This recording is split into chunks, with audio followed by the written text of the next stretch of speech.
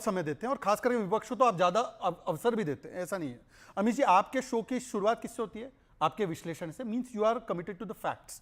ये कौन है? ये व्यक्ति है फहाद अहमद। किसका कैंडिडेट था? शरद पवार, एनसीपी का। बिल्कुल, वो मिलने गया नौमानी का से कैंडिडेट था और अगर वो हमारा का भी समर्थन था इनको। अगर नौमानी हमारा एजेंट था तो उनको निकाल देते, अब उनकी कैंडिडेसी खारिज कर देते। दूसरी बात ये है सलमानी, जिसने वो गजवाए हिंद की बात की, और सलमानी के साथ कौन बैठा था? अबू आजमी। अबू आजमी जो कौन है? समाजवादी पार्टी के अध्यक्ष, जो उद्धव बाला साहब ठाकरे से उनके घर पर मिले, वही अबू आजमी जिसने याकूब की पैरवी की और बाला साहब ठाकरे को क्या बोला था? Old and Sinai.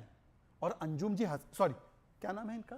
आनंद दुबे। ओह, आनंद दुबे जी हंस रहे। सॉरी वो क्या है, कंफ्यूजन में रहता हूं मैं। अंजुम जी, आनंद जी, एक लास्ट बात 10 सेकंड और। ठीक है, 10 सेकंड, ओनली 10 सेकंड्स। चलिए अभी यहां पर कर देते साबित। संभल मामले पर मैं बोलता हूं हरिहर मंदिर था वहां पर। अंजुम जी जवाब दीजिए, सॉरी आनंद जी बताइए क्या था वहां पे? वो तो बोलते सर्वे मत करो। अरे वो तो बोले सर्वे मत करो। मैं वही कह रहा हूं, तो सर्वे हो रहा है ना, वो तो सर्वे हो रहा है ना। अरे वो रोका किसने? विरोध कौन कर रहा है? जहां मंदिर है वहां मंदिर होना चाहिए। अरे अनुराग विरोध कर रहे हैं। मंदिर है वहां मंदिर होना चाहिए ना। मंदिर मानते हैं वहां पे? मैं कह रहा हूं हरिहर मंदिर है, मानते हैं क्या अनुराग? ये कह रहे हैं कि संभल का व्यू मैं रखूंगा। इनका टेक है कि जहां राम मंदिर है, राम मंदिर होना चाहिए। जो मस्जिद है विवादित ढांचा, हरिहर मंदिर, स्कंद पुराण, मत्स्य पुराण, सारे जगह पर। अरे बाबरनामा में है, ऐने अकबरी में है भाई। आप लोग तो वो तो पढ़ते हो ना, बाबरनामा तो पढ़ा ही होगा आपने अंजुम जी। अरे कौन बाबर यार? बाबर कौन है? आप अरे बोलो तो बाबर की मस्जिद के लिए लगे हुए हैं विवेक श्रीवास्तव और अनुराग ठाकुर। मुझे नहीं पता कौन बाबर है। बाबर कौन है? अनुराग भदौरिया। आनंद जी, आप पर दया आ रही है। कोर्ट कहेगा वो शिवसेना बाला साहब ठाकरे के राजनीतिक वारिस जानते हैं बाबर कौन है? मंदिर के लिए संगीत रागी चुप्पी जी से साध दे। पूछो। इससे बड़ा रागी जी प्रोफेसर है, उनको ठीक है। लेकिन ये नैरेटिव कुछ और हो रहा है। मेरी आज की चर्चा विषयांतर हो रहा है, विषय मेरा कुछ और है। क्या आपको लगता है, मैं फिर उसी पॉइंट पर आता हूं और संगीत रागी और आपसे मैं प्रश्न पूछता हूं, क्या आपको लगता है सैफरन नैरेटिव, भगवा नैरेटिव काम किया है? उसके साथ विकास, उसके साथ लाटकी बहन, लाटका भाऊ, ये सब काम किया है। लेकिन आरएसएस, बीजेपी, एनडीए ने जवाब दिया है अपने अंदाज के अंदर कि you can't take us for granted. एक बार ये आपने एक नैरेटिव चलाया, लेकिन उसके बाद नहीं चलेगा। 30 सेकंड। देखिए अमित जी, क्योंकि देवेंद्र फडणवीस अपने कार्यक्रमों में जो कविता का गान कर रहे थे, बिल्कुल, जागो तो एक बार हिंदू जागो तो। मैं बता रहा हूं कि देवेंद्र फडणवीस जी ने पूरे नैरेटिव को बदल दिया महाराष्ट्र की राजनीति में।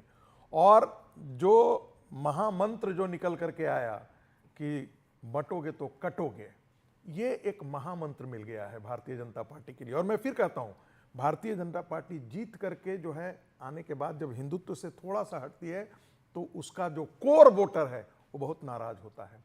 कोर तो वोटर कभी हटी नहीं अपने हिंदुत्व के एजेंडे से। कई बात जो होता है ना, डेवलपमेंट सब कीजिए, लेकिन ध्यान दीजिए अफगानिस्तान में किस प्रकार का हुआ। 76 के 80 के दशक में अफगानिस्तान भी डेवलप था।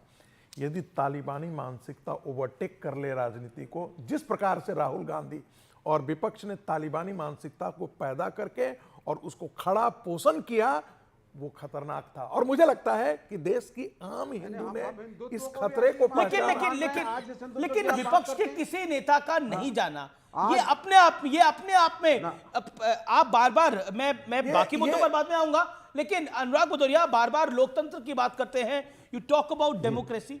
I still remember Yogi BJP की सरकार आई, अखिलेश जी सीएम नहीं रहे, लेकिन उसके बावजूद अखिलेश यादव और मुलायम सिंह यादव दोनों गए थे शुभकामनाएं देने के लिए और शपथ कार्यक्रम में के लिए गए थे। और मुझे अच्छी तरह से वो दृश्य याद है, गृह मंत्री अमित शाह के साथ फिर वो प्रधानमंत्री मोदी से भी मिलने के लिए गए और उस समय प्रधानमंत्री मोदी और स्वर्गीय मुलायम सिंह यादव में कान में बातचीत भी हुई। वो दृश्य मुझे अच्छी तरह से याद है, लखनऊ के वो दृश्य थे।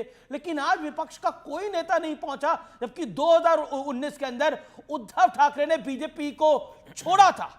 पॉलिटिकल धोखेबाजी हुई थी बीजेपी के साथ, लेकिन उसके बावजूद बीजेपी की टॉप लीडरशिप पूरी की पूरी महाराष्ट्र की वहां मौजूद थी, इंक्लूडिंग देवेंद्र गंगाधर फडणवीस, जिसे देवा भाऊ कह रहे हैं आज। देखिए सबसे पहले तो मैं एक बात बता दूं, 2014 के बाद से जिस तरह से भारत के अंदर में नफरत की राजनीति को जन्म दिया जा रहा है। ये देश के लिए ठीक नहीं है, देश के स्वास्थ्य के लिए ठीक नहीं। हो सकता है भारतीय जनता पार्टी को अपना राजनीतिक फायदा मिल रहा हो, वो भी कुछ दिन तक मिलेगा। क्षणिक राजनीतिक फायदा के लिए आप देश को दांव पे नहीं लगा सकते। लगातार जिस तरह की भाषा शैली भारतीय जनता पार्टी की बदलती जा रही है, वो बेरोजगारी महंगाई पे बात नहीं करते।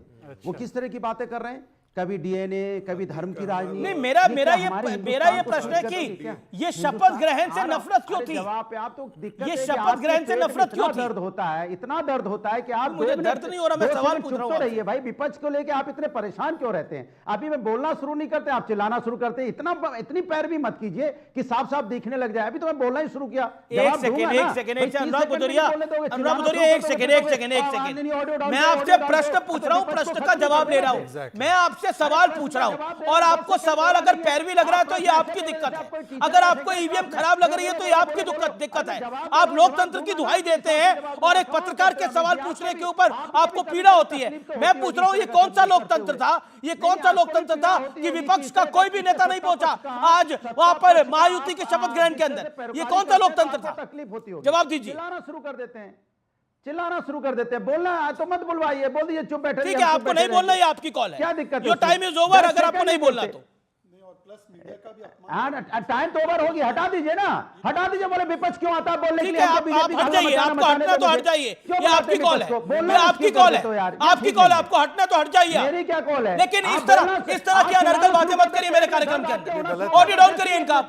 अनर्गल बातें कर रहे हैं आप। सवाल पूछ रहा हूं मैं आपसे, सवाल का जवाब नहीं है तो इधर उधर घूमते हैं आप। अनर्गल बातें कर रहे हैं।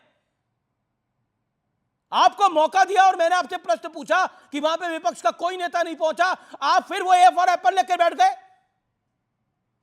अरे कभी तो प्रश्न का जवाब दीजिए अनुराग भदौरिया, कभी देखा करिए रिकॉर्डिंग अपनी जाकर, क्या बोलते हैं आप। व्यूअर्स का टाइम वेस्ट होता है इससे। बोलिए शहजाद अब अपनी बात को 30 सेकंड में। अमित जी, पहले तो राजनीतिक क्लास की तरफ से मैं माफी मांगता हूं आपसे कि मीडिया का बार बार इस प्रकार का अपमान, ये मुझे लगता है बहुत बुरी बात है। दूसरी बात देखिए, कुछ लोग परिवार तंत्र को लोकतंत्र के ऊपर रखते हैं, इसीलिए अगर कोर्ट उनकी तरह से फैसला दे तो उनको कोर्ट अच्छा लगता है। अगर ईवीएम से वायनाड में जीत हो, झारखंड में जीत हो तो ईवीएम ठीक लगता है। ये जो कार्यक्रम था ये संविधानिक कार्यक्रम था, बाबा साहब आंबेडकर जी के संविधानिक कार्यक्रम, उसमें सबको जाना होता है। हम लोग एक दूसरे के खिलाफ हो सकते हैं, शत्रु नहीं। दूसरी बात, आप ये कार्यक्रम की बात कर रहे हैं, सर खड़गे जी ने 15 अगस्त के प्रोग्राम को बॉयकॉट किया। अब बताइए कि 15 अगस्त का प्रोग्राम जो बॉयकॉट कर सकते हैं उनके लिए शपथ समारोह क्या है? और आखिरी बात, नफरत की राजनीति, ये महंगाई और बेरोजगारी की बात हो रही है क्या संबल का विषय जब पार्लियामेंट में उठा दे तब? और दूसरी बात, मठाधीश और माफिया में कोई ज्यादा फर्क नहीं होता। अब मैं पूछना चाहता हूं अनुराग भदौरिया से, अगर वो जवाब देने में इंटरेस्टेड है, तो मठाधीश को माफिया बोल दिया, एक बार मौलवी को बोल